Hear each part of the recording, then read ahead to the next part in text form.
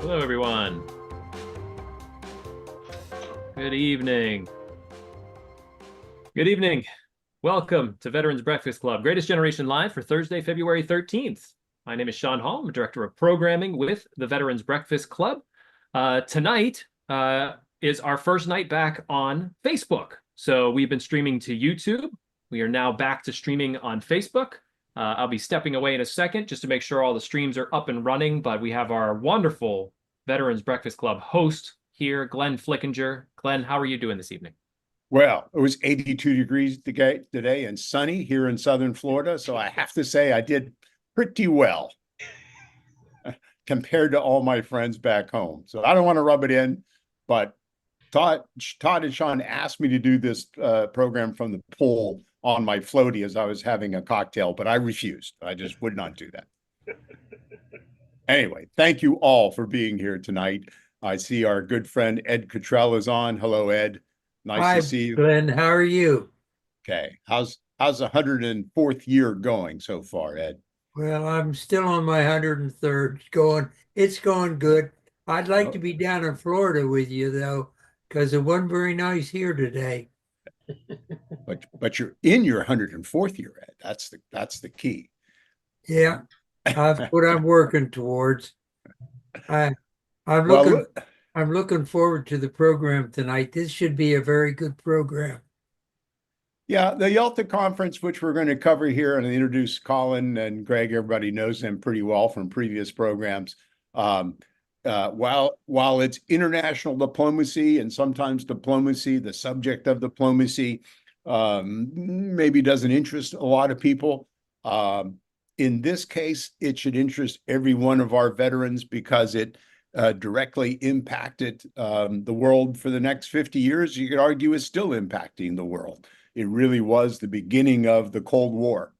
And what we want to do is go back tonight with our two guests and input from all of you, talk about what actually happened, the sort of historical facts, talk about the various controversial decisions that were made, right? Stay historical, stay in the moment. I mean, it's easy now, 80 years later, to think about the Yalta Conference as, oh, that was really bad. I wish that shouldn't have been done that way.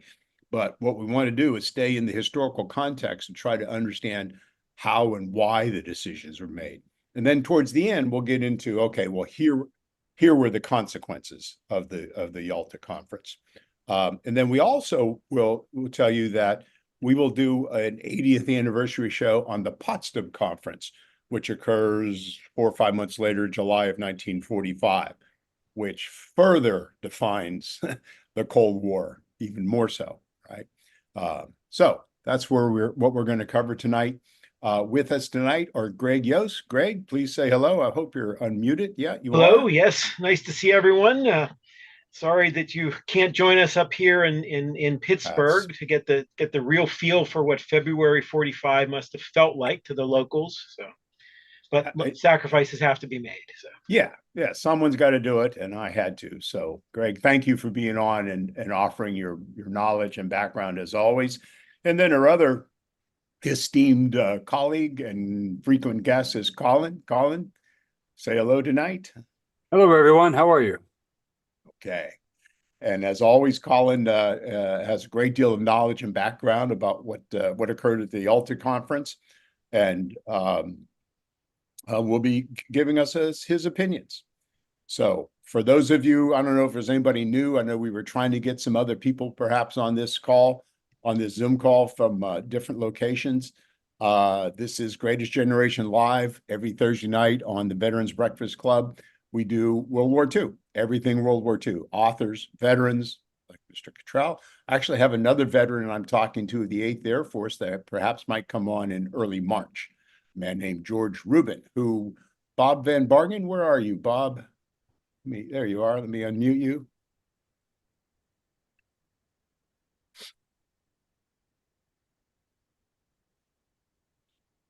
Nope. How about that, Bob? Did that work? That work, Bob? There you go. It did, but my shaky hand unmuted and then muted again. It could have been me trying to unmute you 3 times in a second, but I just want to tell you, Bob, that George Rubin, who's a 8th Air Force veteran, POW towards the end of the war, I have been in contact with. And he turns 100 or has just turned 100, Bob. You 100th in May. In May. And it turns out there's like Ed, there's a 100-year-old out there who was extremely good on emails. So him and I have been emailing back and forth and probably get him on in March, early March. Very interesting man. Yeah. Well, thank you, Bob, for suggesting him and putting me in touch with him. I appreciate it. Okay. So the Yalta Conference, let's dig into it. And as always, I've got a little slide presentation here that Colin, Greg, and I will go through. Let me get it teed up properly. There we go. So that's a view of the, what sea is that, Colin? The Black Sea. The Black Sea. The Black Sea. Okay, sorry. The sun got to me there for a minute. I just thought it was a gorgeous picture. It's taken from one of the chateaus where the conference took place. Okay. I'm sure it didn't look quite so inviting way back in 1945. Okay. So we thought it would be a good thing to do to start well before the Yalta Conference, which started in February of 1945, to understand the dynamics, the concerns that each party had, what we thought of the Soviets, what the Soviets thought of us, etc. Greg, you suggested these two maps, Europe 1914 and 1920. What are we trying to illustrate here? Right. A couple of things. We need to remember how close these 2 years were to the year 1945. I mean, this is, 1920 was only 25 years before the Yalta Conference. So these people in their minds had these notions of what Europe had looked like in the not too distant past. Certainly the 1914, you see France, Britain, Scandinavia, the Low Countries, Italy, pretty much the same. But when you get to Eastern Europe, you see the huge Austro-Hungarian Empire. And then when you look in 1920, that falls apart. You see no Yugoslavia, no Czechoslovakia in 1914, no Hungary, no Poland. Those are all creations of the post-World War I Treaty of Versailles. So people had this in mind that borders did shift, that some of these countries in Eastern Europe were relatively new. There was certainly a Poland for centuries, certainly a Slovak people for centuries. But as a nation state, it was pretty new. And when they sat down at Yalta and were talking about these things weren't as set in stone as maybe we would consider them today. And the other point I would make that you touched on is that before the Versailles Treaty, most of these countries in Eastern Europe did not exist as nation states, right? They were clearly Polish areas, clearly Ukrainian areas, but they were not nation states, right? Yeah, right. So it was part of the Versailles Treaty in sort of redrawing the map of Eastern Europe and of other parts of the world as well. And so all this is, you think about it, each of us can remember back to 25 years ago like it was yesterday. And so these people sitting there in 1945 easily can recall all of this. In fact, many of them were important participants in all of this on the diplomatic side. So we want to remind people that one of the underpinnings of what happens at Yalta is the Casablanca Conference that occurred in January of 1943 in Casablanca.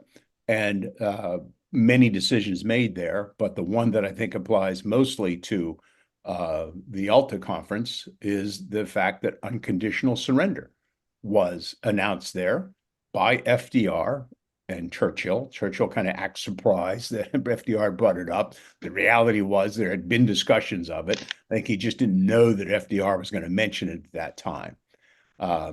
So let me ask Colin. Colin, what do you think the Germans thought unconditional surrender meant? when Yeah, it was announced. well, you had two schools of thought. You had the old school German command structure from the First World War who knew exactly what it meant. And they weren't about to go through a second Treaty of Versailles situation. Then you had the younger generation of officers, NCOs, and people in general who really weren't even aware of it because it wasn't made public until later in 43 when Goebbels made his radio announcement saying, well, the Allies expect us to surrender unconditionally and give up our Reich, give up our National Socialism and all this.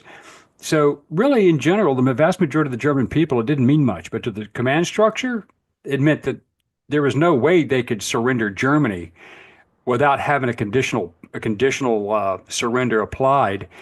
And Hitler was vehemently against it. And that was one of the big catalysts that had, of the 30 assassination attempts plotted against Hitler, 15 were plotted from 1943 onward because many of the senior Germans wanted to end the war, but there was no way Hitler and Himmler and those clowns were going to allow that to happen.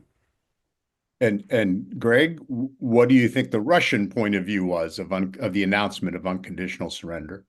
Well, of course, a rather interesting aspect is that they weren't consulted on this, right? Churchill and Roosevelt were pretty tight, but Stalin was this third party out there. I don't know the full story there. It's tough to say. There were stories that came out that the Soviets were trying to negotiate a surrender or a treaty with the Germans in 44 when they had basically gotten back the territory that the Germans had taken starting in 41. I don't know the story what the Soviets thought, except that they didn't really have a say in it. Well, I would make the point that Stalin was at this point in the war, January of 43, pushing very hard for the second front, right? Which we had not opened. At this point, we're in North Africa, but far from even being successful in North Africa yet. So, as I have always understood the story, FDR and Churchill, especially FDR, was worried about Stalin coming to some agreement with the Germans, as they did in 1917. And this is partly done to sort of hold them in place. Colin, I'm sorry, I stepped on you. Well, Milovan Djilas, he was Joseph Broz Tito's second, his right-hand man, second in command, really, as his foreign secretary. Milovan Djilas, in my interview with him, he had interviews with Stalin several times and Molotov. He said Molotov was a nut. But he said that Stalin actually would have considered a conditional surrender if Germany were to allow him to have the Balkans and he would not proceed further than Poland. That's what Djilas said. And Tito was all on board as long as Stalin kept the hell out of Yugoslavia. Yeah. So anyway, there's this atmosphere of rumors and backdrop of no one's quite sure what to do. The last thing I want to point out to this picture is look at FDR there, right? Picture of health, right?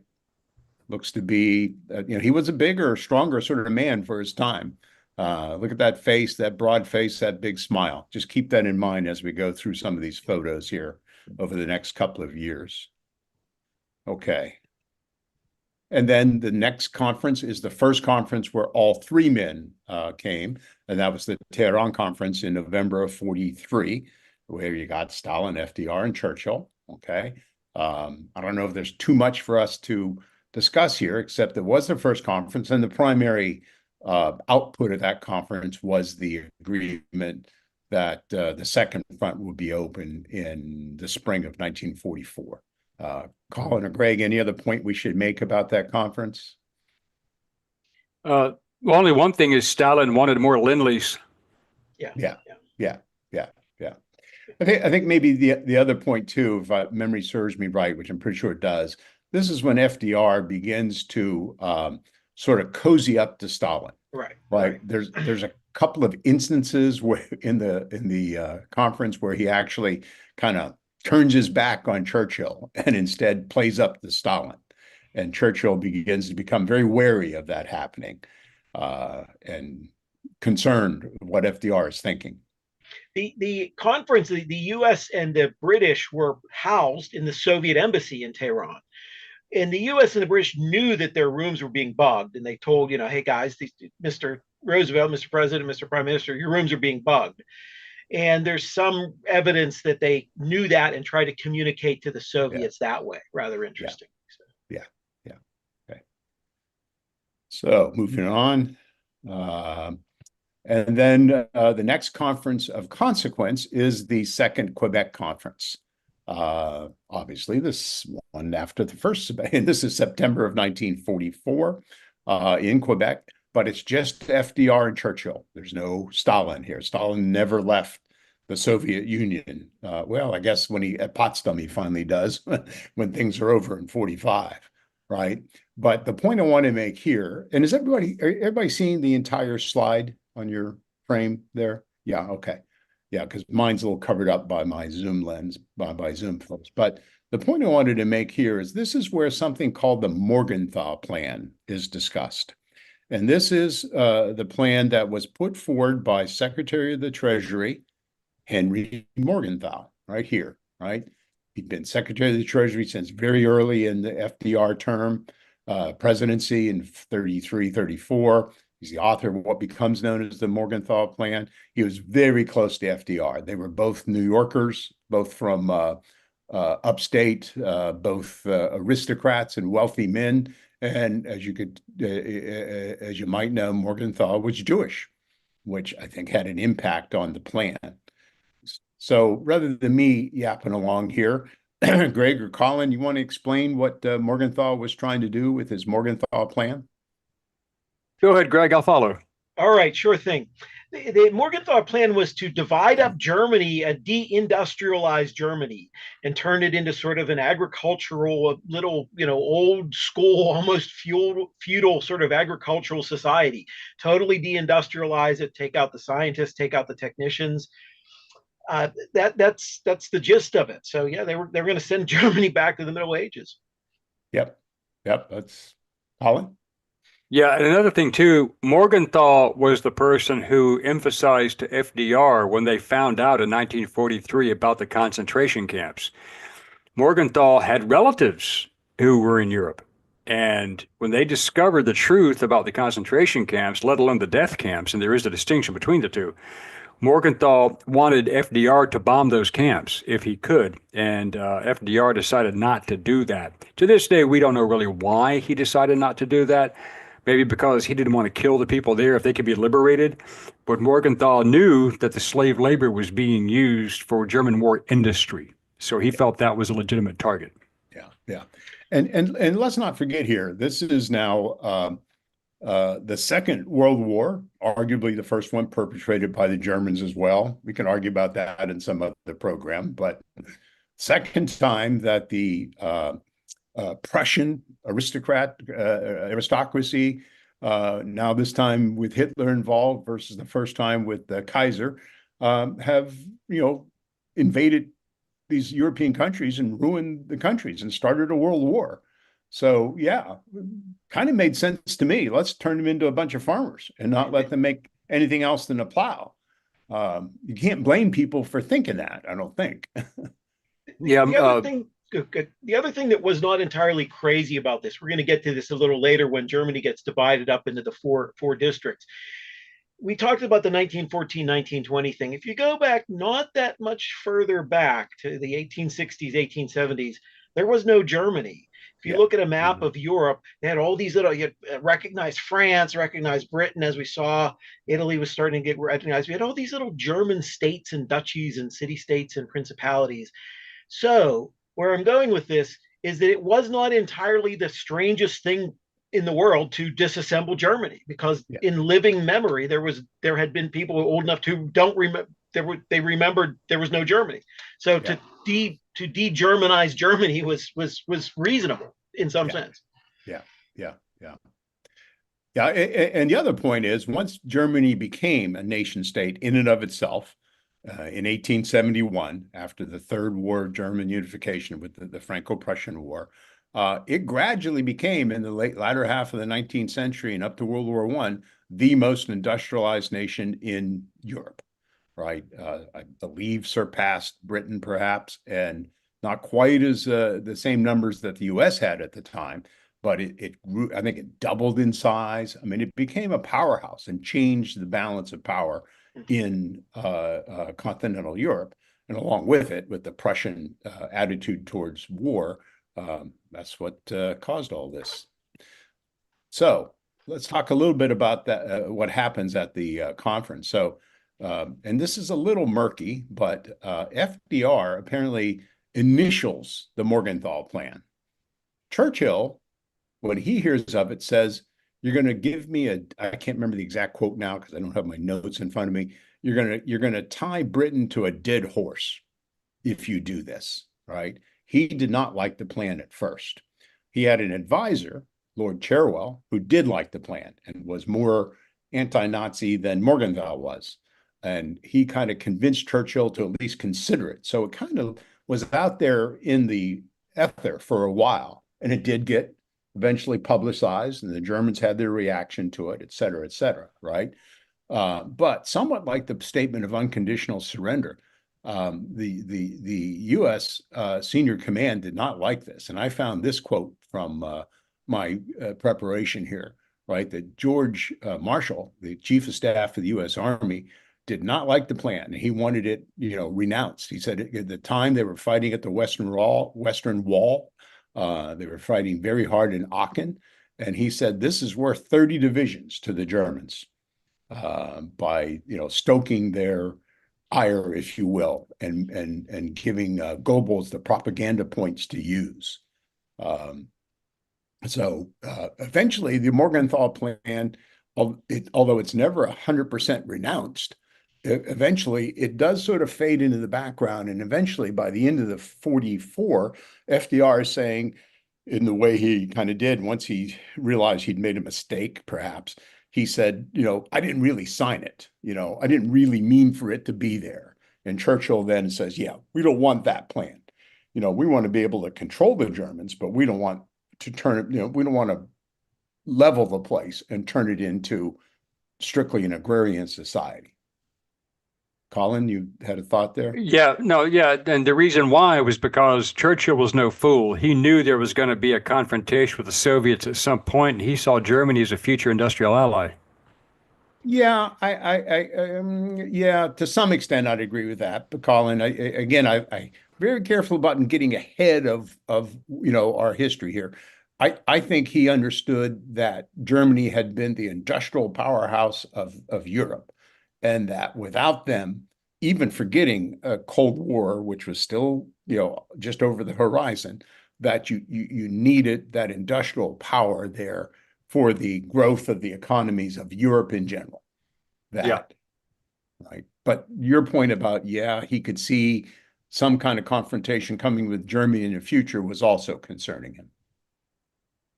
So the next thing I thought we'd get into, and then we'll pause for a bit for questions, is what was the status of the two fronts, the Pacific and the European front, in February of 1945?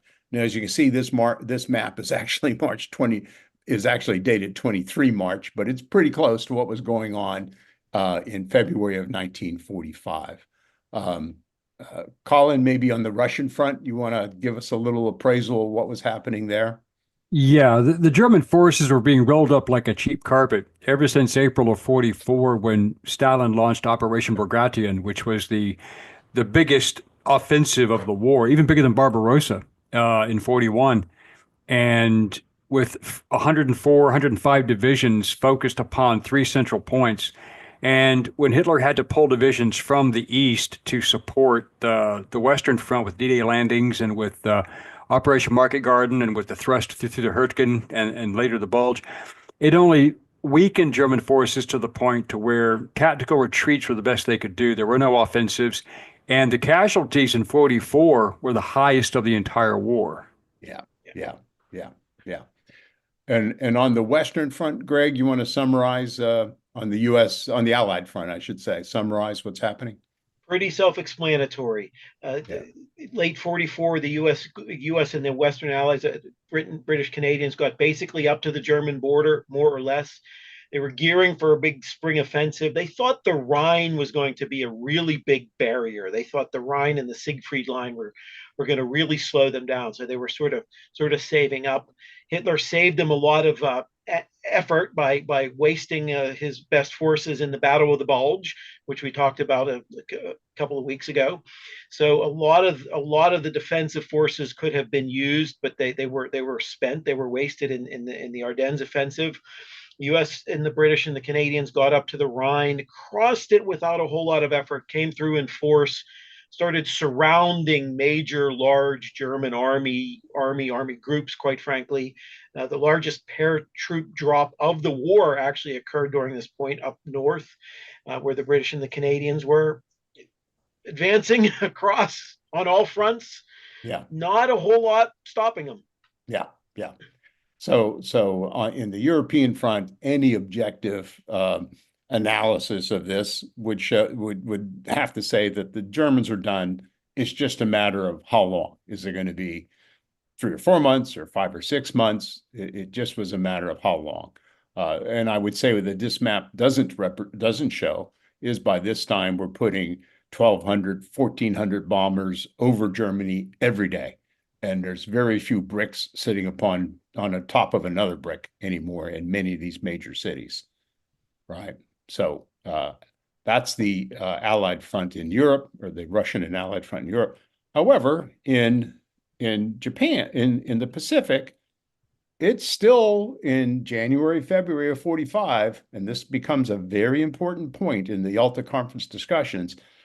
Things have looked good, right? We've advanced, through most of the Philippines, through Central Pacific, but Iwo Jima is just about to happen. It hasn't happened yet as of the start of the Yalta Conference. Okinawa is still way in the distance. I don't know, any comments, Greg or Colin, about what the status of the Pacific front was at this time? I would say that it was by design. If you're way back at the beginning of the war, the U.S. and the British got together, decided that Germany was priority number one. So the U.S. concentrated most of its efforts in Germany, in the European theater, and indirectly by proxy with Lend-Lease supplies to the Soviets. The Soviets got almost as many supplies, 17 million tons, as the U.S. sent across to Britain, France, to Europe, 22 million tons. So priority number one, beat the Germans. So get to the Pacific. The Japanese were not as big of a threat to the U.S., so we could hold off a little bit, and was just getting going, like you say. Only the bombings of Japan were only starting in the summer of 44, whereas, as many of our programs have talked about, they were bombing Germany for several years. Most of the Japanese army was actually still, if you look to the upper left of this map, still in China. They were still viewing China as the Japanese as their main enemy, as their main war goal. So things were a year or two behind where things were in Europe in January 45. Yeah, that's true. And one of the reasons that Pamela Harriman told me that Churchill's mindset was, Germany was the primary threat because they were the strongest foe, closest to Britain, and they had to liberate Western Europe. They had to do that. Liberating Japan wasn't the requirement. Destroying Japan, if possible, defeating it necessarily.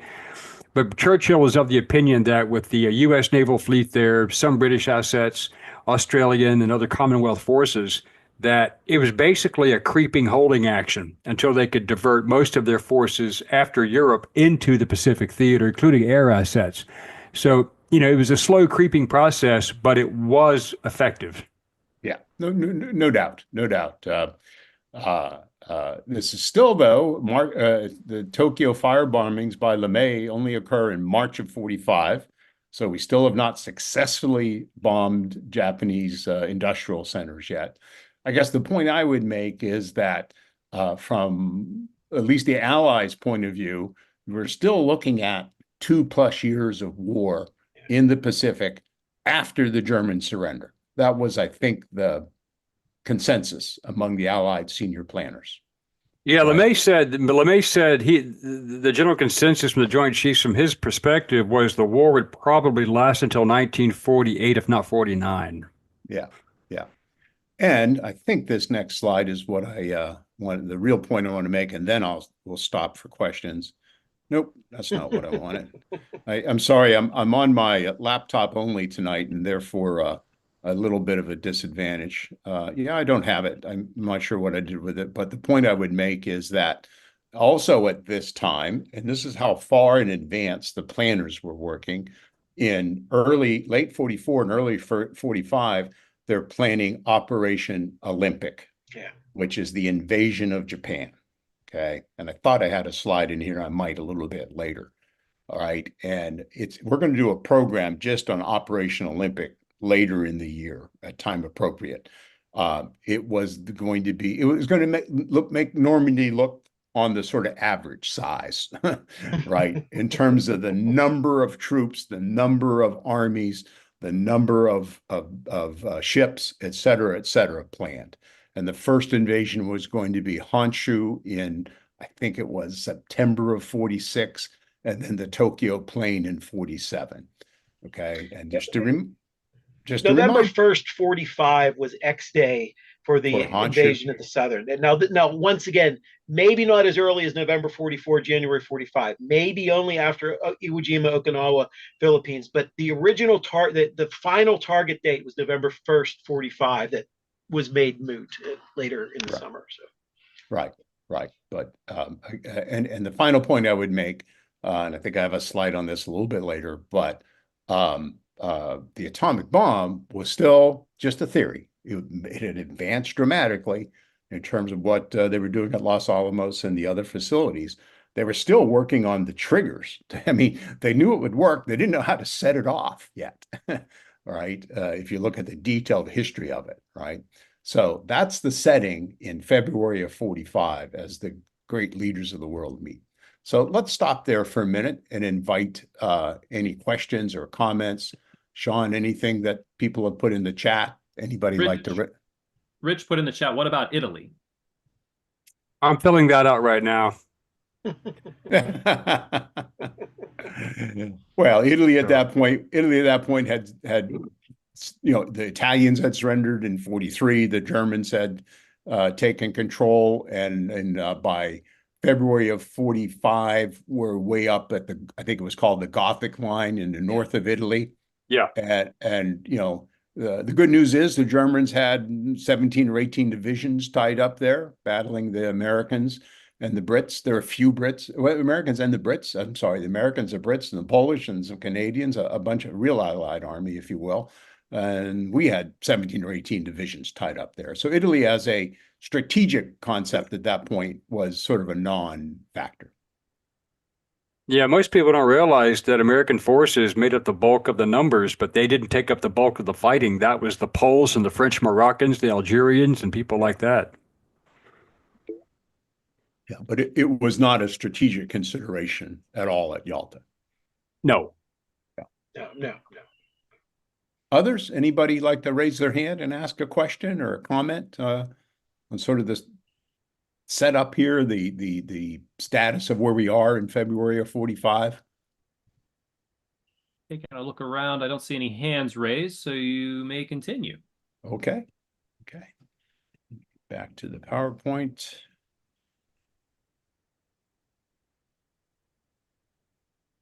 So I'm sorry, is Linda Frere from Pan Am on the call tonight? Do you see a Linda Frere, F-R-I-E-R-E?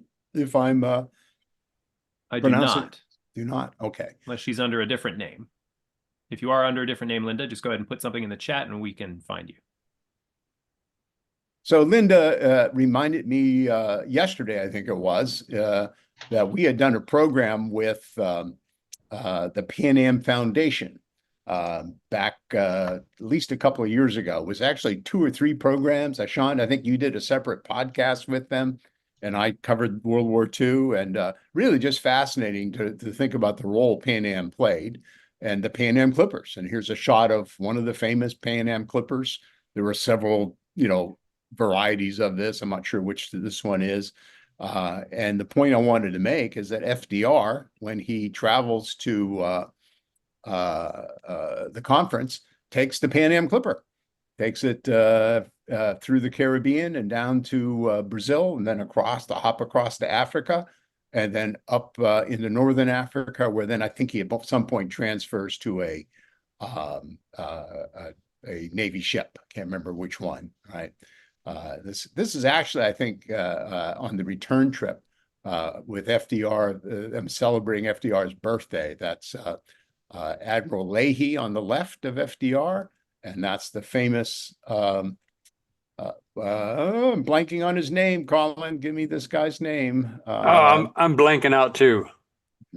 Me three, can't recognize him. Yeah, he had the famous advisor to FDR, who used Harry to be Hopkins. Harry Hopkins. Hopkins. There you go.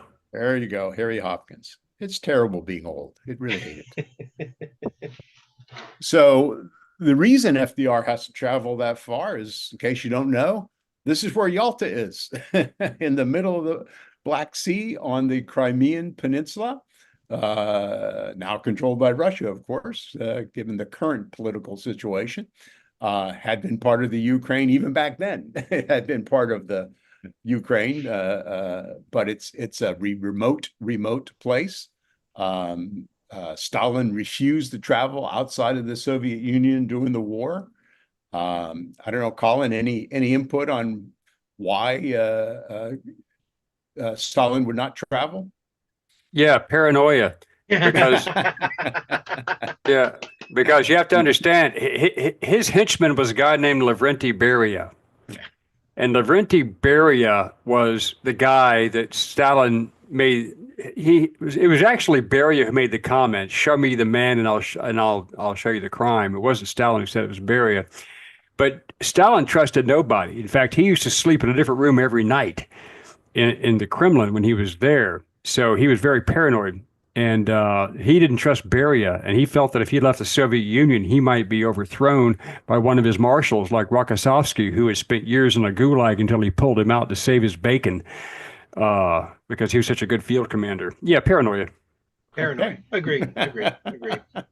We got that one down.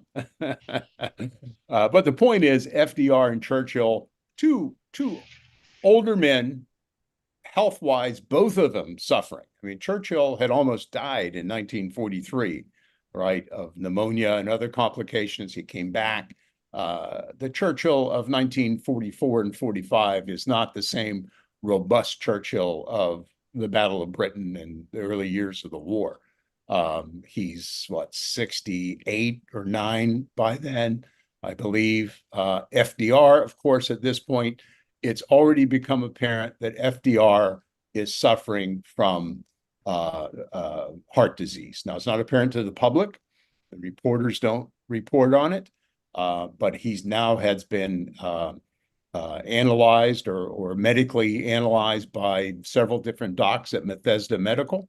And in fact, a doc is always traveling with him by this time. And you can see in his pictures, right? So he takes this arduous journey for a man who's only 6 weeks away from his death, right? Takes this arduous journey. And this is, he actually does fly in, right? But then he has to take this overland route, which takes a couple of 3 days to get to Yalta. And this was not the resort Crimea that it might be today. This was the devastated during World War II Crimea that the Nazis had taken and then the Germans had driven out. So it was a very, very difficult place to get to. Okay. And then to begin, just a few pictures of the conference itself, and then we're going to get into the discussions that were held there. Famous picture, Churchill, FDR, Stalin. This man in the background, I want to focus on for a couple minutes. That's Admiral William Leahy, okay? Senior Admiral of the U.S. Navy, more senior than King in terms of tenure anyway, okay? Maybe not in terms of operational effectiveness, right? And there's other British and famous commanders in the background. But I want to focus on Leahy and FDR's health for a moment or two, right? Another famous picture of the three. And I would point out, just take a look at the face of FDR. Not the same man we saw in November of 43 at Tehran, right? You can see and in fact, there were written accounts that when Stalin saw him at Yalta, he actually gasped. like, this man is 1 foot in the grave sort of feeling. And then just another shot. There's many days of these kind of meetings around this round table. Churchill with his famous cigar over here, and FDR just in the far right, with Leahy and Marshall, right? I would say his 2 principal military and diplomatic advisors at that time. Secretary of State Stettnis is there as well, right? Another shot of FDR just to emphasize how thin and frail he looked with Churchill, right? And this was FDR's team. Secretary Stettnis had taken over at the as the Secretary of State. Admiral King, General Marshall, and Admiral William Leahy are the 3 principal military advisors that are there at Yalta. Okay. And now this is Admiral William Leahy. I don't know how many of you are familiar with him. In fact, after this, I'll even stop for a moment. He's a fascinating character who's in the background of World War II in many different ways. He's aged. He's actually retired from the Navy in 1941. He's brought back and becomes the U.S. ambassador to French Vichy. He's in Vichy, France in 41 and 42. When the war breaks out, he's brought back, and he is made FDR's chief of staff, the civilian chief of staff. He's the first civilian chief of staff with that actual title, okay? But he also sits on the chiefs of staff of the military chiefs of staff. It's Marshall, King, Hap Arnold, and William Leahy, right? He was brought on because, remember, the U.S. Army Air Force was the Army Air Force.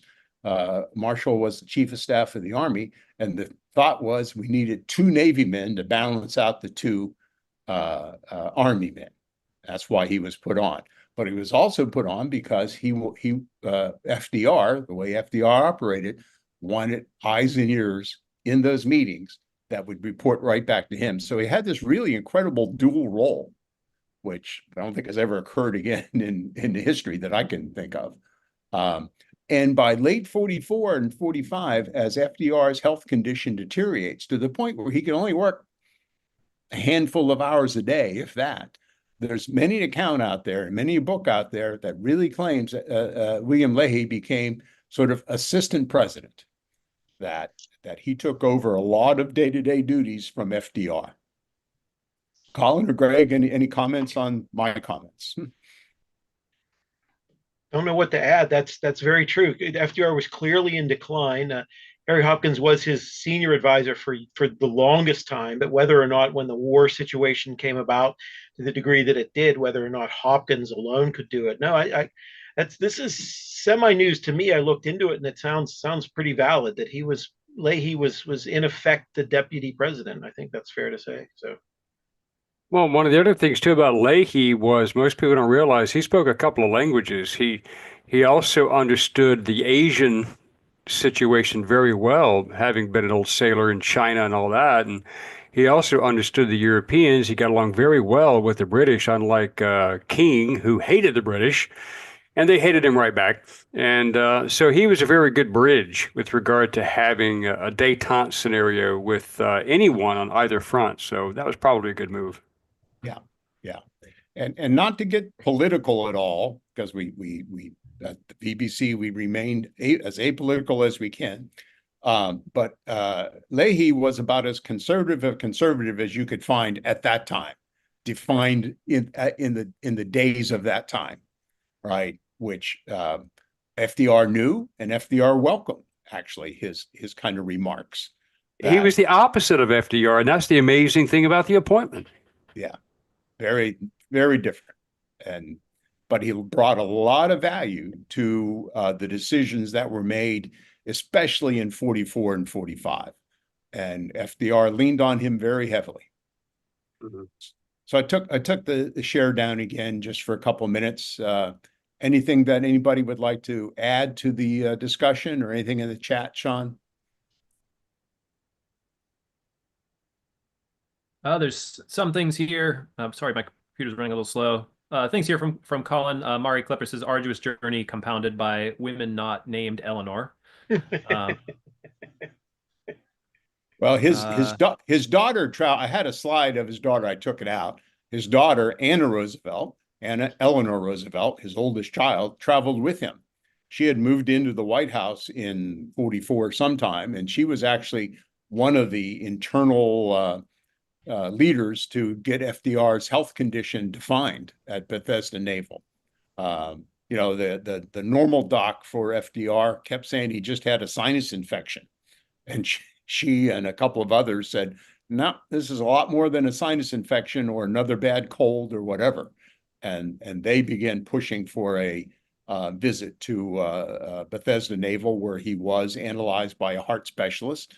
Obviously not with the kind of tools we have today, but enough to know that he was suffering from severe hypertension and congenital heart disease. And this was in I didn't look it up for this, but I'm going to say this was in mid to the fall of 44, just after D-Day, when it became really apparent. Well, some people believe he may have had a stroke in 44, and a mild one, and that was what made his left hand shake, just like Hitler's hand shook after the bombing on July 24th, 44. But his hand would shake. Pamela said that Averell Harriman said that Roosevelt's left hand shook so badly it was a good thing he was right-handed, because he would never hold a drink. And the press turned their back on all this. The press saw what was going on. They would actually be very careful about the pictures they took of the photos they took of FDR, not only to avoid the wheelchair, but to avoid certain looks of him, which after a while by Yalta, as you could see from some of those pictures, you couldn't avoid. The man was whatever, 40 or 50 pounds, lighter than he used to be. Just two things here briefly. One on his health, the other on his advisors. Came up in the chat about any role that Truman had, and the answer is no. Obviously, we talked about Harry Hopkins over the course of his presidency and Admiral King towards the end, but neither Henry Wallace, who was the vice president during most of the war, 41 to 45, had any real role in the FDR administration. And Harry Truman, of course, when he took office, was sort of a non-factor as well. So FDR's basically three vice presidents had no real role in the FDR administrations, which is, I guess, reasonably common in the presidency, but when you're that sick, you need to bring the vice president in a little more.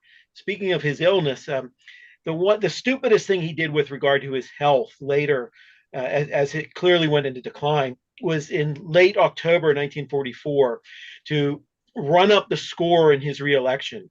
He went to New York City and did a 5-borough tour in a driving rain. And he gave outdoor speeches in all 5 of the New York City boroughs. New York City being, of course, the media capital of the United States, and it was all covered on radio, and it was national attention and everything like that. He gave these 5 great speeches, but stupid, in a driving rainstorm. Yeah. That for a person with the health conditions that he had was just idiotic. Ran up the score, probably got him 3% more into the vote and 48 more electoral votes or something, but wasn't a smart move. Yeah, never the same afterwards, many people have said. Yeah. Okay, any comments or questions? No, I think we're good. Okay, we will march onward here.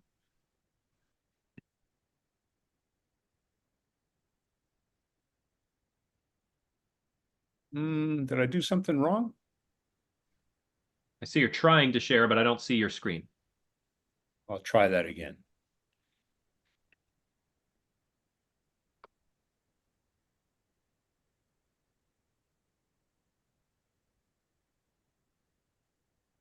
How many people were at Yalta for all of this? Like, for all 3 contingents,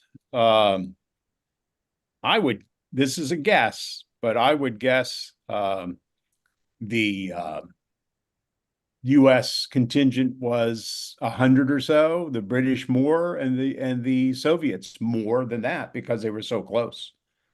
Greg or Colin, any input? I have no idea. I don't either. I would think that your guesses are probably pretty good. Yeah, probably pretty reasonable. Yeah. Yeah. The senior aides that we talked about, they all had aides. Security was incredibly heavy. Secret Service was there, et cetera, et cetera. In fact, Sean, have we looked for Rob Sargent yet? I have not seen him. No? Okay. Okay. So a little bit later, we'll bring up Rob Sargent again if by chance he tunes in. Okay. And here is my slide in Operation Olympic. Okay. We talked about it and we'll go through it again, but there's many books on this, and it is enthralling to read as to what might have happened had it not been for the atomic bomb. This is where we got into estimated U.S. casualties all over the place, 500,000, 1 million, maybe more, Japanese casualties, several million, et cetera, et cetera. I mean, it just would have, thank the Lord, this never happened, not only for us, but for humanity in general. Okay. You want to hear something funny about what Curtis LeMay said about the Operation Olympic? He said, had the atomic bombs never existed, all I needed was 6 months, 1,000 B-29s, and I would have turned Japan into a parking lot. Yeah. And that's another thing we can get into later, the Potsdam Conference and so forth. I mean, the decision to drop the atomic bomb, is what it is. I've actually lectured on it a couple times. I think once here on the VBC, but that was the Air Force view. The Air Force view was give us 6 months and we can take these people out completely. But that didn't prevail, obviously. All right. The other element there, and we'll get into it now, is what would the Russians have done in that time frame, right? So the Yalta negotiations, and I think Colin and Greg, you've come up with a couple of more points. The United Nations was to be discussed and decided upon to a large degree. What to do with elections in Poland and the other Eastern European countries. The Pacific War, how it would play out, and what role the Soviet Union would play in the Pacific War. The division of Germany and the division of Berlin. And then Greg and Colin, I think you mentioned the disposition of the German POWs was also discussed. Well, that was a big one. Not just the German POWs, but the Russian prisoners who were liberated. Stalin made it very clear that the negotiations would come to a grinding halt, a screeching halt, if every single Soviet prisoner of war liberated by the Western Allies was not repatriated immediately into Soviet military custody for obvious reasons. And then they made an agreement that Stalin wanted all German prisoners who were captured east of the Elbe River, and Roosevelt agreed to it, whereas Churchill was not in agreement. According to Pamela Harriman, who told me this, Churchill felt that rehabilitating German prisoners was better than having them die in Soviet gulags. And FDR overrode that operation. And during Yalta, by the way, 70% of the meetings, Churchill was irrelevant. He wasn't even there in some of them. Yeah. And Stalin said, through his interpreter, he said to Roosevelt, I want every German that is captured by your forces east of the Elbe, and I will give free elections to Eastern Europe. Well, we know that was a damn lie. But some of the Germans I interviewed who spent a decade or more in the gulags were captured by Americans in Czechoslovakia or Austria, and then they were, by agreement, they were handed over to the Soviets, who proceeded to rape all of the women and some of the men, just so they could, to the horror and shock of the Americans who had to watch this show. So that's where that was. Real quick on the POW question, this gets way ahead. After Hitler committed suicide, the technical head of the Third Reich was the Admiral Karl Dönitz. And he knew that he had to surrender. One of his last acts in the last week of the war, the first week of May, was to order as many German units as possible, as far west as they could go, so that they would be surrendering to the US, British, and Canadians to talk about that. He knew something of what we were just talking about, but he wanted as many Germans to surrender to the US, British, and Canadians as possible. The other thing that's sort of implicit in the fourth comment there, the four-power division of Germany in Berlin / war crimes trials, that they weren't going to just sort of let the Germans, they were going to divide up Germany, and they were going to take action against the people who had created the war. So that's sort of implicit in that last one there too. So, but let's take each of these four in turn, though. Okay, now the United Nations. This is the best illustration I could come up with. This is actually at the signing of the United Nations Charter in San Francisco in late 1945, well after FDR is gone, et cetera, et cetera. But what was FDR thinking about the formation of the United Nations in late 44 and early 45? What was driving him when he got to Yalta? well, Okay, go ahead, Greg. Colin. Please go No. ahead, jump in, Colin. Go ahead. Yeah. So. Well, Roosevelt wanted to have a modern day, at that time, modern day League of Nations that had more teeth than the League of Nations did. He felt that with a Security Council made up of the allies, the primary allies who were fighting the war, once the charter was signed in San Francisco, he felt that if the UN was on U.S. soil, the U.S. would have predominance over the UN, which actually did occur through the Korean War, which was a good thing for the South Koreans, because if the French had run that, it would have been a disaster. But FDR wanted to have a unified body that could adjudicate and process international crises without going to war. He was a very utopian-minded person in that fact. Pamela Harriman told me that Avril Harriman told her that Churchill said to him that Franklin's living in a fantasy. It's never going to happen. Yeah. So what I would underline is this. I agree wholeheartedly with Colin's point that FDR was somewhat utopian in his thoughts, okay? But let's remember the man in February of 1945. Let's remember the world condition in February of 1945. We finished a World War I. We finished what happened in between with the Depression and other minor conflicts. And then we put another 60 million people in the ground in World War II. So we've had 100 million people we've had die, combatant and non-combatant. We've had the Holocaust. We've had all these terrible, massive things happen, right? The League of Nations was formed after World War I, which the U.S. never signed on to, and it never worked. It never had any teeth in it, right? So, the thought was, from FDR's point of view, and his advisors and others, he was not alone in all this, that let's try this again. We got to find a way to stop these world wars. And, I'm not making a comment as to whether it was right or wrong. I'm not trying to promote it, but the reasoning for it was logical at the time, right? And I guess the final point I would make here is that FDR was pushing the UN, right or wrong. He was pushing the UN. And what did he need? He needed Stalin's agreement. And Greg, what did he I want? was very, very much gonna say that the U.S. and the British had gotten started on some of the post-war agreements already. For example, the GI Bill of Rights was actually passed. The U.S. and the British are determined to prevent the mistakes that ended at the end of World War I. U.S. domestically, there had been a dispute. The World War I veterans were going to get a benefit, but it was going to come later, ironically, in 1945. June 1944, the GI Bill of Rights is passed. The benefits are going to be started right away. The U.S. just didn't want to make the same mistake. The British, the international economic system had obviously collapsed during the Depression. International economic system had been financed. The financial system was based on the British pound, the pound sterling. That wasn't going to happen. So in July 44, they reorganized the international financial system based on the U.S. dollar, called the Bretton Woods Agreement. The U.S. and the British did this, right? Mm-hmm. Fall of 44, sponsored significantly by Nelson Rockefeller, there was a conference called Dumbarton Oaks in Washington, D.C. It was designed to create some sort of international system, and the U.S. and the British were sort of putting this together. To segue that into the United Nations, as you just mentioned, FDR and really any thinking person absolutely knew that the Soviets had to have a role in that organization.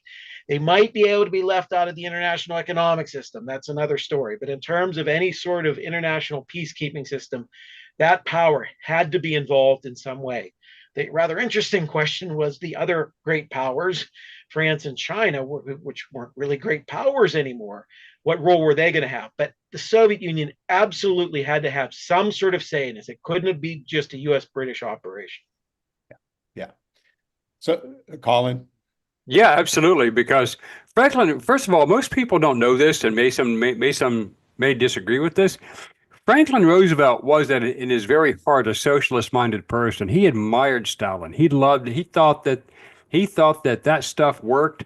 And if you applied a slight bit of capitalism to the socialist mindset, that you could have a really great. That's why he created, Social Security and all this other stuff. He felt that it was a great system.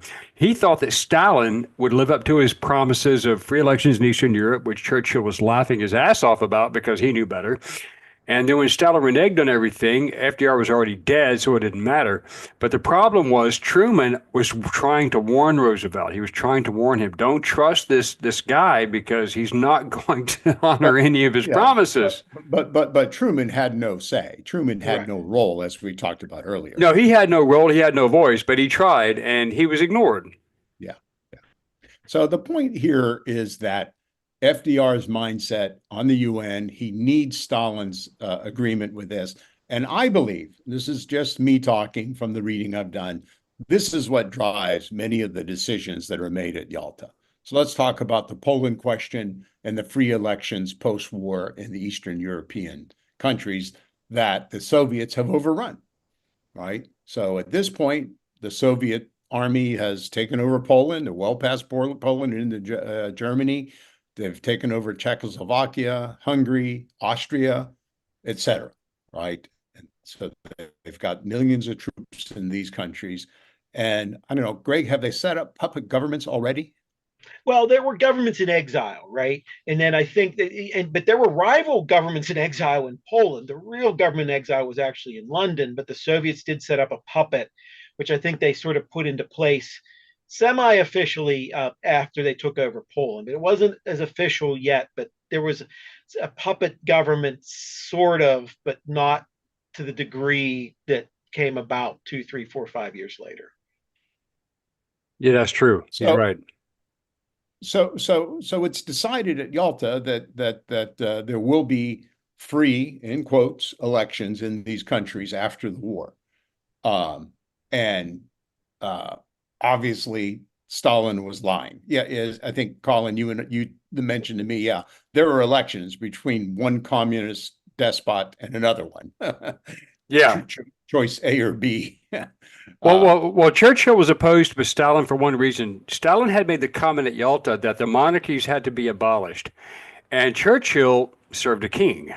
So to him, that was anathema. You couldn't really do that. Well, King Boris, Bulgaria, King Michael, Romania, these guys, the Karageorgevich family, the royal family in exile in England, were saying, hey, are we going to get our country back? And Churchill was trying to get Yugoslavia back for the Karageorgevich dynasty, but that wasn't going to happen with Tito, which the British supported during the war. So Stalin was like, okay, we're going to have free elections, wink, wink, wink. And then Churchill was like, this bastard is not going to honor these agreements. And Franklin Roosevelt, according to Averell Harriman, told Pamela, he said, FDR firmly believed Churchill would honor his obligations. And then Churchill said, yes, but Franklin also didn't believe that the Soviets committed the Katyn massacre. So that didn't go over very well. Yeah. One thing I will say about all the Eastern European countries, at the Yalta Agreement, there were 12, 10, 14 specific points that came out of it. Poland was the only one that was mentioned specifically to require free and fair elections. Part of the reason was, for example, Hungary, Romania, Bulgaria had been German minor allies. Yugoslavia was a cluster disaster ethnically, and there were several groups, rival groups of partisans fighting. Most significantly, of course, Tito, but there were other partisan groups who probably hated each other as much as they hated the Germans. Poland was the only one that specifically required a free election, just to go on record there. So. Yeah, that's true. That's true. He's absolutely right. Poland was the only one that Churchill demanded free elections. And as far as Yugoslavia goes, when Dragoljub Mihailović, who led the Chetniks against Tito's partisans, they fought a civil war at the same time as they both fought the Germans. And Stalin wanted to have an influence at Yalta. He said he wanted to have Soviet influence in Yugoslavia, but the Soviets never supported Yugoslavia during the war to any great measure. It was the British primarily who supported Yugoslavia through SOE operations, and Churchill just laughed, and then after that point, he was kind of closed out of all the meetings. Let's move on to the next discussion, and that's the division of Germany. At the Yalta Conference, this is where it is finalized. I think it had already been discussed in draft form, agreed to in draft form, but it is finalized here, right? The French were not brought into this, I think, until post-Yalta. Do I have that right, Greg? That's right. That's right. Yeah, that's right. Stalin refused to entertain any French influence. And I think the Brits and the Americans give up parts of what they had so the French could have a little piece of Germany. Right. So I don't know. Any comment on this? Could this had been? I will go way back to the beginning where I mentioned that it wasn't that strange to have a divided, hacked up Germany. Yeah. There were people alive at that time who remembered when Germany was not exactly like that, but not dissimilar. So this was not the strangest thing in the world to do in 45. Yeah. And of course, Berlin is divided as well into the 4 sectors. Originally 3, but then the French were given a piece as well by the Brits. Right. Yeah, that was de Gaulle's insistence. And de Gaulle, I have my own personal opinions about de Gaulle. I'll leave them at that. So here's my question to the audience and to Greg and Colin. I mean, obviously, we knew, maybe FDR thought so, but I can't believe Admiral Leahy, for example, or George Marshall thought there were going to be free elections in Poland. We knew these things were going to happen. We didn't have much choice with respect to the division of Germany, right? What else could have been done? I mean, the Soviets occupied these countries, had fought through them, destroyed them. What was the alternative for the U.S.? Well, I can tell you, first of all, that one of the things Stalin wanted to keep, he wanted to keep Austria. Yeah, he wanted to keep it because they occupied 2/3 of it. But Churchill, not Roosevelt, not Truman. Truman later came on board and kind of like squared that away at Potsdam and said, no, you're not going to keep Austria. We're going to keep Austria within the Western sphere. You can keep, the Eastern European country that you've taken because we know you're not going to hold free elections anyway. You're a real bastard. And but Austria was held by the Soviets till about 1951, I think, in the eastern section. But that agreement, Austria was the biggest bone of contention later when we talk about Potsdam. Yeah. One thing I will add, we had some pre-discussions over the last couple of days. Colin brought up how significant of a role Lend-Lease was still playing U.S.-British support of the Soviets' war effort and economy in terms, even very specifically in terms of food.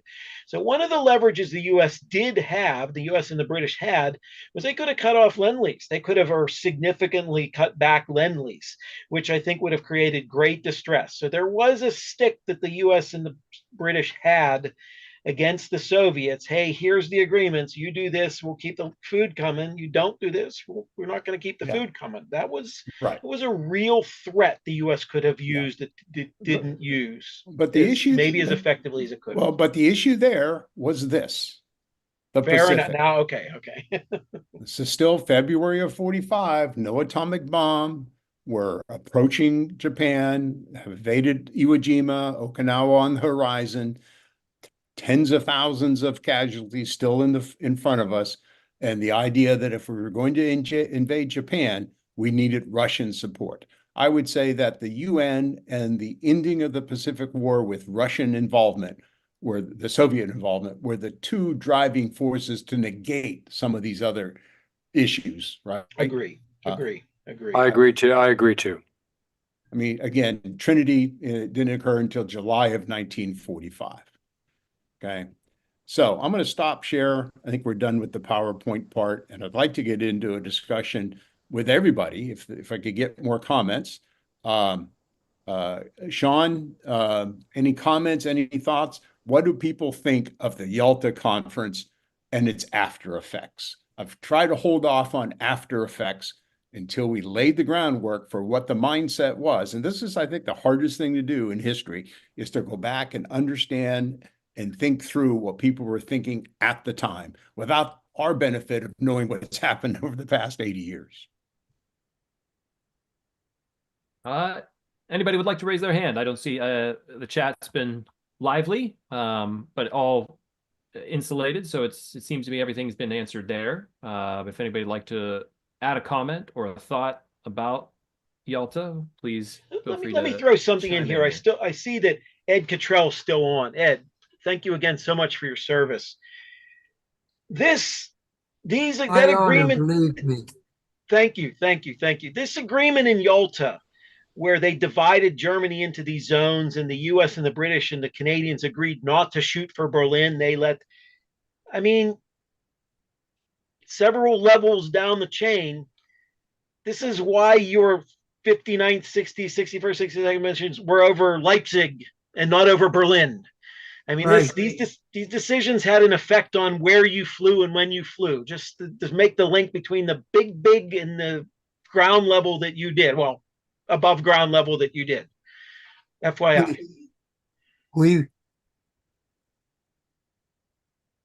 Did you know this at the time? Were you thinking that you guys might be taking Berlin late in the war, or did you know that you were on a short leash? I'm asking, how much did this filter down to your level? We were told never to go near Berlin. Okay, yeah.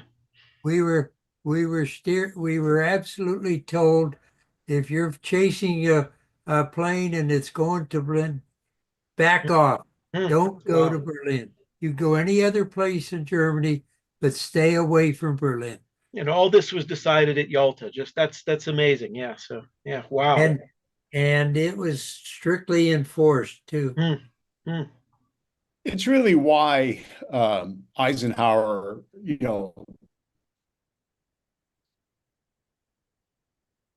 Uh-oh. Looks like Glenn may have frozen. Well, Al, you put something in the Glenn, as your internet might be hiccuping, we'll answer something in the chat here.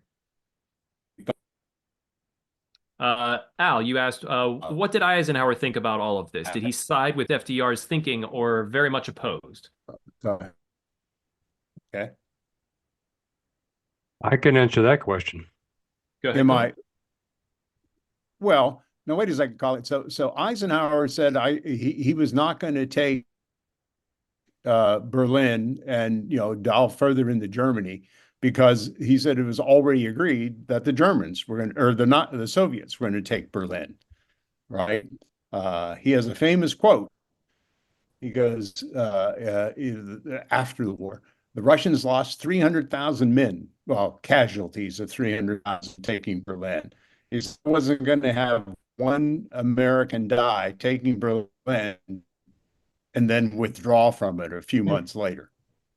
Yeah. Well, actually, as of 10 years ago, when the Soviet archives were opened up, and I got to look at some of the stuff, the Soviets lost actually 1.2 million men to take Berlin, from the Seelow Heights all the way to Berlin. That's the casualties they suffered. And after the war, according to Matt Ridgway, who I interviewed and told me, that Ike said, I could not imagine losing 1.2 million Americans taking Berlin. Let the Soviet bastards have it, because it's not worth American blood. Yeah, that with different numbers, but that's my understanding as well. I see a hand up from Ray Brendel. Ray? Yep, Ray. Hello, everybody. Actually, you just answered my question, which was what would be the estimate of U.S. casualties? So you just kind of answered that. But I guess a further question would be, what would the world look like today? I know that's all speculation, but I'm just interested in what you think. What would the world look like today if the U.S. would have taken Berlin? I personally don't think it would have made a single drop of difference, because we were going to give Berlin up. That if we had taken Berlin, we'd have wasted those lives, many, many, many lives, when we were just going to give Berlin up anyway, as well as we had advanced 250, maybe 300 miles into German territory in the south of Germany that we knew was already conceded to the Soviets. So within a month or two after the war, we withdrew those forces, right? Because of the agreements reached at Yalta. Yeah, everything east of the Elbe was going to the Soviets. Yeah. So there might have been a symbolic aspect if the U.S. had taken Berlin, the Western Allies had taken Berlin, and then given it to the Russians. There might have been a blow to the Soviet pride. I can see how this could have created some anti-Stalin resistance or something. I don't know. Eisenhower said, and what Eisenhower said is, you write the letters home to those hundreds of thousands of men to take a symbolic city. I'll tell you, Matt Ridgway told me in my interview in 1985 with him, he said that if America had lost 1 million men to take Berlin just to hand it over, you'd have seen another American revolution in this country. The only thing I will quibble with is I don't think it would have cost 1 million American lives. Which gets, I know this is going to get much further. Fair enough. Okay, fair enough. Yeah, let's maybe not get counterfactual. Anything is, if I hadn't gone to the grocery store today, I don't know. You wouldn't. Mary Klepper put into the chat, she said, I wonder how much maybe leaked out to the enemy, and how did they keep everything hush-hush in the Yalta Conference? They didn't. Within days, this was in major newspapers, the major meeting. I don't think they announced it before, but I actually I found a copy of Stars and Stripes on February 14th, Valentine's Day, maybe even February 13th, that had the big picture of the big three there and the people behind them and the agreements they made and the demand for surrender. The conference wasn't a secret, or if it was not a secret within 10 minutes after it disbanded. So it wasn't a secret. They had news correspondents there covering the damn thing. Almost a thumb in the Axis eye. Hey, you can't touch us anymore. We're just going to meet. You guys used to own this place 15 months ago. Now we're bringing the big three shots here down to the beach. So Edwin R. Murrow's people were like laughing at, well, is this supposed to be some kind of secret because we're all here taking pictures and recording this thing, you know? Yeah, after the war, the Yalta Conference, when all of its ramifications are announced, becomes very controversial, very negative. There's a very negative feel towards it. But that's 1947 and 1948, after it's 100% revealed that the Soviet Union are the bad guys, and the Cold War has started, partly because of the decisions made at Yalta, which gets into something I'd like to remind Colin and Greg about, and it might be on the tip of some of your tongues, right?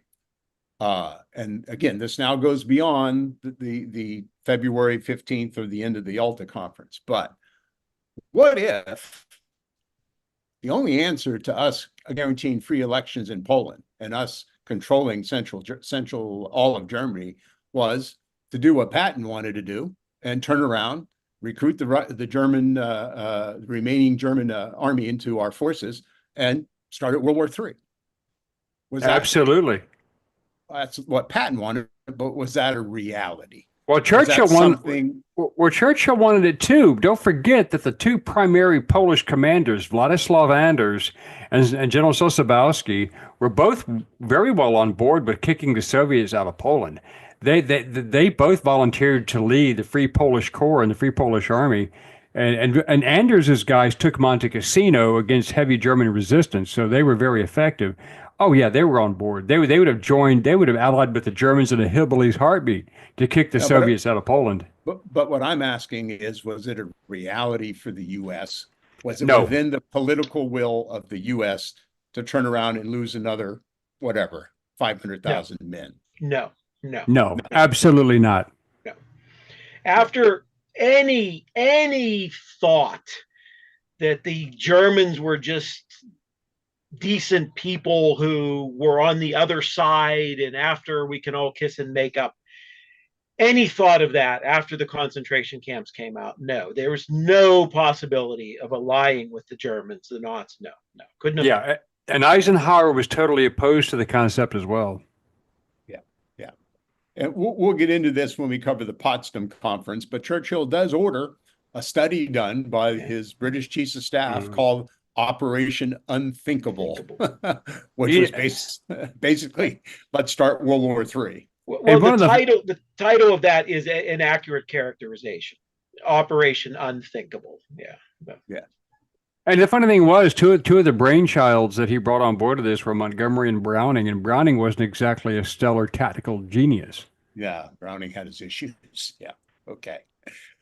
Sean, I just realized it's 20 after 8. We never had a station break, do we? Is it too late to do that, or I'm sorry, I was so deeply focused on Yalta here. No worries. Just a real quick thank you to our sponsor, UPMC for Life. Check them out at upmchealthplan.com/Medicare. Thank you, UPMC for Life, for supporting the VBC. We have our survey. I'll put that link into the chat for everyone who would like to fill that out. I know we've had a lot of education tonight, so it'll be interesting to hear people's thoughts about the program. We have our VBC magazine, the newest one there on the right, The Oath, Meaning, History, and Meaning. That's going to be hitting mailboxes now. I haven't received mine yet, but I know some people have, and they're thoroughly enjoying it. If you don't receive the magazine, it's because we don't have your address. Please send that to me, Sean, SHAUN, at veteransbreakfastclub.org. We'll be happy to get a magazine out to you and put you on our mailing list. Again, that's a free quarterly magazine. Coming up Monday night, we have Major General William Matz joining us, getting through his book, My Toughest Battle. Incredible. There's no way I'll be able to cover all of Matz's life in the span of 75 minutes that we'll be talking. I'm sure everybody's going to have questions for him. I have 4 pages of questions for him that covers probably maybe 3/4 of his career. So we're going to be hitting the ground running Monday night. Please tune in on Monday night to hear about Matz's incredible story, starting with his bout with polio early in life. Then we'll be back for the Iwo Jima flag raisers, the men behind the iconic photograph. That'll be Thursday night, next Thursday. The following Monday, stories from Gold Star families, and then back again for Fox Company and the battle for Iwo Jima. For the next 2 weeks, Greatest Generation Live will be going back to Iwo Jima. So that's all for what we have coming up with the VBC. Please check out the website, www.veteransbreakfastclub.org, to check out any of our past programs. You can read the magazine digitally. You can check out our blog. We invite you to become donors of the VBC so that we can continue to produce these wonderful programs week in and week out for you all. Thank you. And we don't often do 2 programs on one battle or campaign, but Iwo Jima is just, the iconic battle of the Pacific War, one of the 2 or 3. Todd and I compared some notes. I believe we've had 9 Iwo Jima veterans on the program at one time or another, going back 15 years to, not just on the program, but that Todd has interviewed in the past. We've had 4 or 5 on since I've been involved. One was Woody Williams, the last Medal of Honor participant to do this. So we're really pleased to do this. And besides, if we didn't do 2 programs, Brad was going to break my arm. So I figured I'll do 2 programs.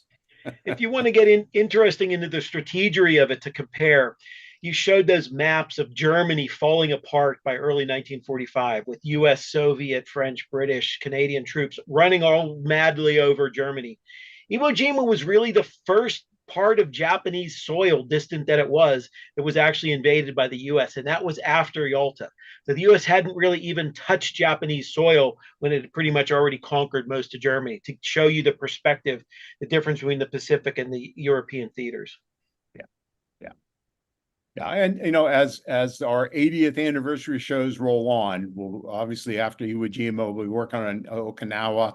We'll do a program about the end of the war in Europe, sort of March and April of 45. So many important things happened there. And I think it's going to be a really fun next 6 months following the end of World War II. Love to get into a program later, very late in the year, on the Nuremberg trials, which to me are fascinating. So, oh yeah, okay. Yeah. Any comments or questions from our audience before we wrap up here? Don't see anything in the chat necessarily. Let me flip back over to the gallery view here, see if anybody's raising their hand. Oh wait, Al, was Eisenhower closer? Okay, we did answer that. Was Eisenhower closer to FDR's thinking or closer to Truman? And Colin, you said that Ike was closer to Truman in many ways. Well, it depends on what time frame you're talking about. I mean, if you mean February of 45, Truman wasn't even, even although he was vice president, he wasn't in the picture in terms of any strategic decision meeting. I'm sorry, I stepped on either Colin or Greg. No, you're right. You're right. Ike's viewpoint changed after June of 1945. Yeah. I don't know. A third part of this whole thing, which we simply don't have time to get into, is the long-term consequences of Yalta. And that is, of course, a separate program all on its own. But I want to add maybe two things here for this audience, many of whom have, like myself, some gray hair and remember some of these events. Start right after World War II, when the Soviets start to do very well in Eastern Europe, despite all the U.S. had sacrificed. The U.S. had the atomic bomb and everything like that. The Soviets start to consolidate Eastern Europe. It came out that there was a State Department official at the Yalta Conference, and you're all going to recognize his name when I say it, who was later accused of being a communist. And his name was, of course, Alger Hiss. And there was a big controversial trial as to whether or not he was a communist. Were they hiding rolls of film and pumpkins on a farm and everything like that? The person who really went after him was a new congressman on the House Un-American Affairs Activity, and probably most of you will recognize the name Richard Nixon. So post-World War II, Yalta became sort of a symbol of the communist role in the U.S. government and State Department, even before McCarthy got involved. Yalta was sort of a buzzword for how the U.S. had been compromised from within. Decades, going way forward to the very end of the Cold War in the autumn of 1989, when the East Bloc started to fall apart. Poland appointed a non-communist prime minister. The Berlin Wall came down. The Hungarian Communist Party disintegrated, disassembled, dismembered, whatever it was. George H.W. Bush and Mikhail Gorbachev got together for a summit conference to make sure things weren't out of control, we're on the same page. They didn't agree to anything. It was at Malta. It was on ships stationed off of Malta, US and Soviet naval warships stationed off of Malta. And Gorbachev coined that summit from Yalta to Malta. So Yalta had sort of started the Cold War, and Malta ended the Cold War in that symbolic sense. So, nice rhyme. Nice rhyme. One of the last things I like to mention, because it can be real fun to get into sort of the counterfactual, play on history, right? But a lot of people don't remember that the atomic bomb, as it was developed, was originally intended to be used on Germany, right? And timing played so much of a role in understanding how the atomic bomb was going to be used. Obviously, we won the war in Germany before we had a chance to use it, right? But the final, in July of 45 with Trinity, when the atomic bomb is tested, if you look at the few months behind that, it was always a question as when it would be ready, right? And it was mostly a question, if you read the history real close, of the explosion mechanisms, because both bombs had different mechanisms, the plutonium bomb and the uranium bomb, and they had lots of trouble with the one mechanism, which was I think on the plutonium bomb, which was the device that was supposed to implode, right? So had that atomic bomb been delayed another 2 or 3 months, let's say, and instead of dropping the bomb on Hiroshima in August of 1945, perhaps we'd have ended up invading Japan in late 1945. The timing of all that is just fascinating to look at relative to the decisions that were made. According to Curtis LeMay, Leslie Groves told him that they had enough uranium for 3 atomic bombs and enough plutonium for 2 of those atomic bombs. Yeah. And the trigger mechanism was a problem. They had a failed detonation on one of Yes. them. Yes. So that's where that was. Yeah. The other thing about the atomic bomb, I don't want to get too far ahead, is that they didn't know how powerful it was going to be. When they detonated the very first atomic bomb, Trinity, in July 45, all of the scientists, Oppenheimer and everyone else, got together and they did sort of an office betting poll. About 15 or so of the people who knew it was going to actually bet that it actually wasn't even going to work. The remaining who bet had a bet that centered around 500 tons of TNT. The bomb was about 15,000 tons of TNT. So it was 30 times stronger than the best estimate, the ballpark estimate that the scientists had put together. So uncertainties about the bomb were there until it went off. Yeah. Well, and they did not fully understand the radioactive fallout and the impact it would have. Here's one last thought from General George Marshall's own words, if you read his biographies and so forth. One thought he had in the summer of 1945 is, if we have to invade Japan, let's set off a few atomic bombs just ahead of the troops to allow them to make the invasion easier. I mean, obviously, he had no idea about radioactivity or about how big these bombs were going to be. It was something that was very difficult for people to conceive. Ironically, the only guy who actually grasped the concept of radioactive fallout was Enrico Fermi. Yeah. So, okay. Well, I think we're done. It's 8:30. It's been a great discussion here tonight. Anybody else like to comment before we hang up the phone? All Happy good, Sean? Valentine's Day. We're good. Happy Valentine's Day. Happy VD. Happy Valentine's Day. Sorry about that, sir. Okay, well, let me thank Colin and Greg. As always, it's great to have you on, and great to have your knowledge and expertise to help our members. Sean, thanks much. Thank you all. We'll see you all Monday.